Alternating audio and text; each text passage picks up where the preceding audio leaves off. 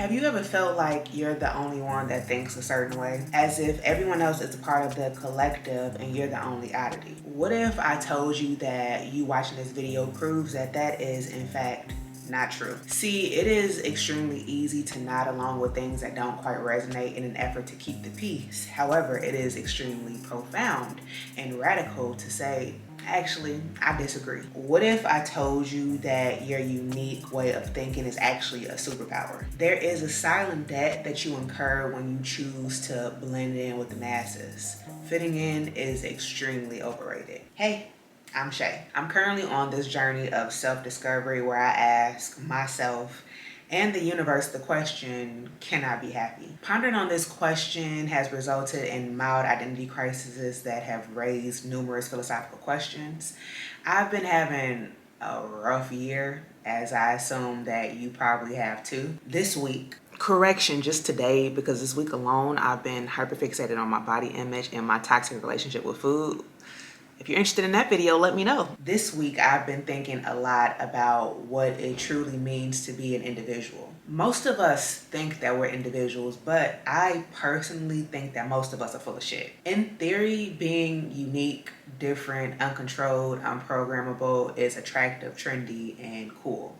But in practice, it's low-key not that cool, attractive, or trendy. All your favorite content creators talk about the same thing because it is rewarded by you and by the algorithms. All of us in everyday life talk about the same things because content creators, the media, and other forces that I'm not intelligent enough to understand force us to think about the same shit. But what if more of us chose to be unpopular?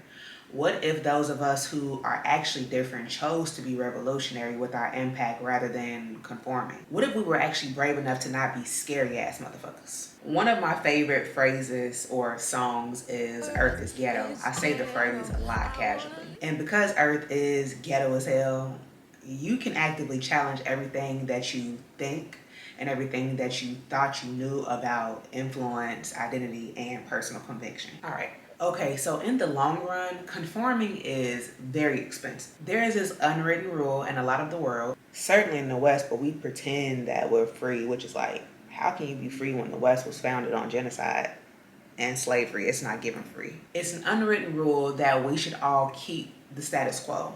And I sometimes struggle with this because people do be tripping. It does feel like we need to keep a status quo.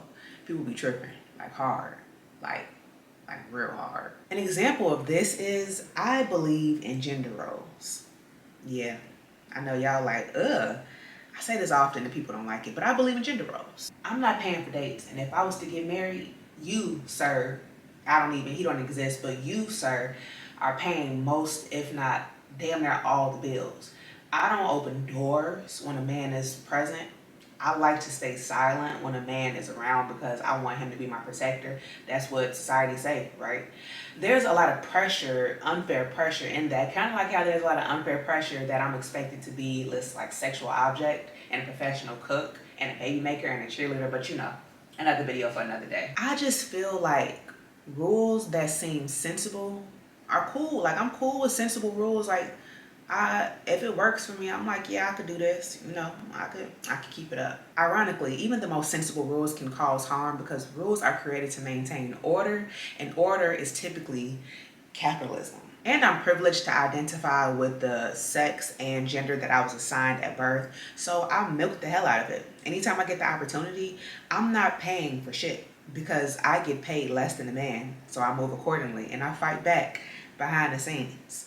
Like making that motherfucker pay for dates. Money is a made up thing, so to me, money ain't evil. People are evil. Money is just a tool to practice evil or good or both simultaneously or separate. It's kind of like a witch is a witch and a spell is a spell. Hold on, hear me out. And ingredients used to cast spells don't mean shit until that witch chooses to make them mean something. Establishing dumbass rules and maintaining the status quo with fear tactics is a form of a spell. Yeah, I got real witchy on y'all. How you feeling?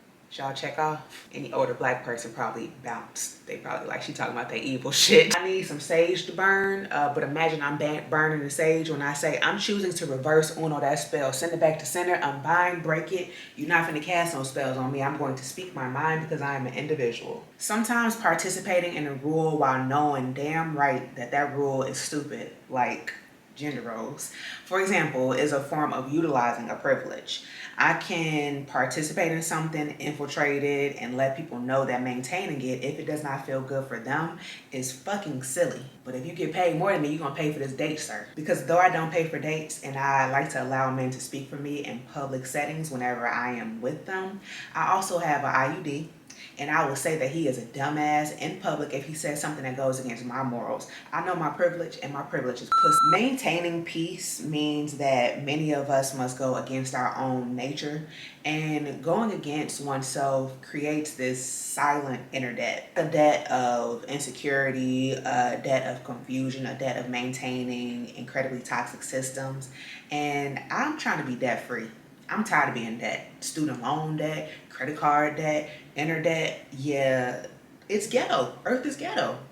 I want to leave. It may be easier to buy sweatshop or Amazon, but whatever, products. But if you can get the same product from a small local shop for only slightly more, let's say you can get it from a sweatshop at $5 and a local shop for $5.75, you're not participating in slavery by doing that, and that makes more sense to me because slavery? Ugh. You don't have to keep up with everyone and their thoughts or their shopping patterns. Go against the fucking grain. Be an individual. Be a true individual. There is this constant pressure to agree, to maintain an image, to like shuck and jive. There's a pressure to fit in, and this song and dance is disguised as a choice. But I am aware that sometimes we don't have a choice, and for safety reasons, sometimes you have to choose to follow along because we gotta eat. Hell, even belonging is a need. It is stage 3 on Maslow's hierarchy of needs, meaning that it is the third most important thing that humans need after physical needs like eating, drinking, sleeping, and breathing, and safety, which is like chasing the bag, having shelter over your head, shielding you from the elements, clothes on your ass, shit like that. But after you attain a sense of physiological comfort and needs, safety and belonging, and love, because belonging also encompasses love too. We need to pursue self-esteem and confidence. That's stage 4 on the hierarchy of needs.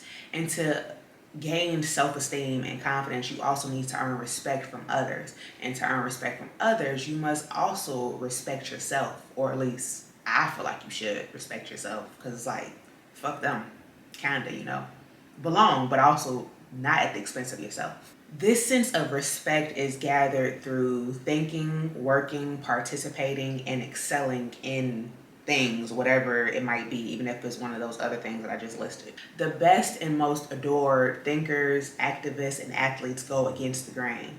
They do things that counter the masses because they are trailblazers, and we, their peers, respect them for going against the grain and being trailblazers and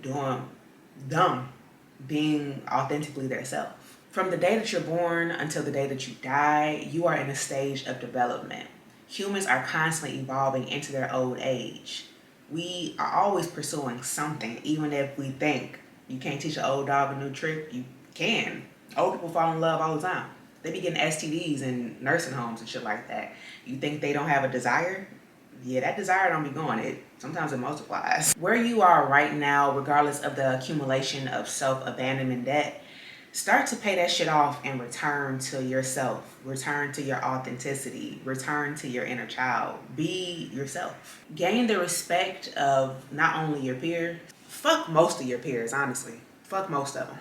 Gain the respect of not only your peers. Gain the respect of your own self. Gain your own respect. Trust yourself. Speak up and share your superpower of individualism. Real individualism, but also don't abandon the collective while you do so. There is a power in thoughtfully disagreeing. There is a power in maintaining a zen when things don't quite feel right or make sense to you. There is power in being authentic. There is power in being able to log off social media and check in with your own beliefs. with your own feelings, with your own self. There's power in actually knowing your own beliefs, knowing your feelings, and knowing yourself. There's power in standing alone. There's power in escaping whatever echo chamber you might be in. There's even power in not knowing how to do any of this shit. There's power in being honest that you don't know yourself. You don't know how to be an individual. You don't know how to be authentic. Say that and stop keeping up the status quo. Or do. I think you should stop though. Be yourself. Whatever yourself is right now, be that. You can be a queer, non-binary person today and wake up tomorrow and recognize that that title, that identity does not fit you and it's not true to who you are. Stay true to who you are and never forget those other versions of yourself. Speak your truth. Speak up for those who are versions of who you used to be. Speak up for those that you don't quite understand, but know that they are mistreated and misunderstood. I don't have to actively be genocided against. I have to say it weird because I feel like I'm going to get censored. Genocided against. I don't have to actively be or dropped booms on, you know what I mean, to understand that that's wrong. You feel me? Like, I don't think this is complicated. Do you think it's complicated? I know that that's wrong and it probably sucks and doesn't feel good. Why would I sit silently as people misrepresent the reality, even if it's within my own echo chamber or coming from people that identify within a group that, people that look like me? Why would I just sit silently with that? As long as I'm safe, key point, as long as I'm safe, I will speak up. People in my community can be foolish. Hell, occasionally I'm kind of stupid. I've had views that make no sense that I've worked through. For example, I used to dislike feminists and other things and other people that I will not list out because y'all not gonna cancel me. I outgrew the shit, the fuck. Be moral. I know that doesn't mean anything and that sounds weird, but nowadays I think that goes a long way. Just be moral. Care about others, care about the collective, care about something outside of yourself. You can be an individual and speak up and also care about everybody. And if you have little empathy, go talk to a professional. And BetterHelp, I'm just playing, I don't even have enough followers for that yet. But no, seriously, if you struggle with empathy, you don't care about humanity, talk to a professional because that's called something that I'm not gonna diagnose you with.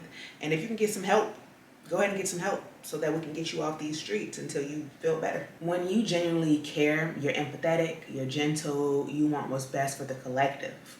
Your unpopular opinions could be the spark that ignites a revolution. And we desperately need a revolution and some revolutionaries. If that's you, please save us. Being unpopular and holding unpopular opinions can be a source of immense personal power and strength. Allowing yourself to be unpopular and holding unpopular opinions is a way to maintain your authenticity. The more you share, the more you will realize that many people feel the same way that you do. You might even give them the bravery and the space to no longer conform and to allow themselves to be true to themselves. Imagine starting a movement of genuine authenticity. I can't even speak, I'm getting excited. Imagine you are the spark that starts the movement of people being themselves. That's dope. And like real authenticity. That would be so beautiful of you. I'm excited for you to do that. I'm excited for all of us to do that. Start the movement. Please be you. Please do not fear standing up for what's right, but also protect yourself and know that when you're in danger, it might not be the best time to do that. You will get an opportunity to say the thing, even if it's not today. Be confident in yourself. Be confident in the non-human divine order of the world. Diverge from the norm. Stop conforming. Thank you for watching. If you like my style or the interesting structure of my face, please consider subscribing and follow me on Instagram. If you really want to see me cut up, I be cutting up on Instagram. And I cut up like every day on there, so follow me over there. I want to keep doing this, so please like and leave a comment. I'm also extremely needy and kind of lonely, so please leave a comment so I have someone to talk to. I'll see you soon with another identity crisis and or philosophical question. Mwah.